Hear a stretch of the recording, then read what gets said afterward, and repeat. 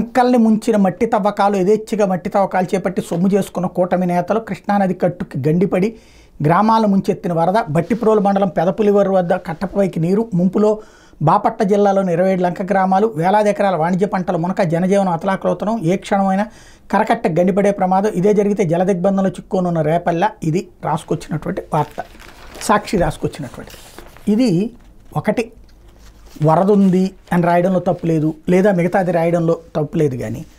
మట్టి తవ్వకాల వలన మునిగింది అనేది పచ్చి బూతు వార్త పచ్చి తప్పుడు వార్త ఎందుకయ్యా అంటే అది వాస్తవంగా ఏంటి ఇప్పుడు 11 లక్షల క్యూసెక్కులు దాటిపోయింది గతంలో 2009 సందర్భంలో 10.5 లక్షల క్యూసెక్కుల దగ్గరకు వస్తేనే వామ్ము అనుకున్నాం ఇప్పుడు 11 లక్షల క్యూసెక్కులు నీరు దాటిపోయినప్పుడు ఆటోమేటిక్గా లంక గ్రామాలు మునుగుతాయి ఆటోమేటిక్గా దాదాపు 7-8 లక్షలకు వచ్చేటప్పటికే లంకలోకి నీళ్ళు వెళ్తాయి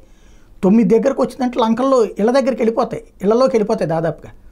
10-11 లక్షలు అంటే కంపల్సరీగా అది మునుగుతాయి అది కామన్ సెన్స్ దాన్ని తీసుకొచ్చి అదేదో మట్టి తవ్వుకెళ్ళడం వల్ల అనేటటువంటిది పచ్చి బూతు వీళ్ళు వచ్చి 2 నెలలు అయింది 2 నెలల్లో తవ్వేశారా లేకపోతే వైఎస్ఆర్ కాంగ్రెస్ పార్టీ వాళ్ళు తవ్వితే ఇప్పుడు మునిగినాయా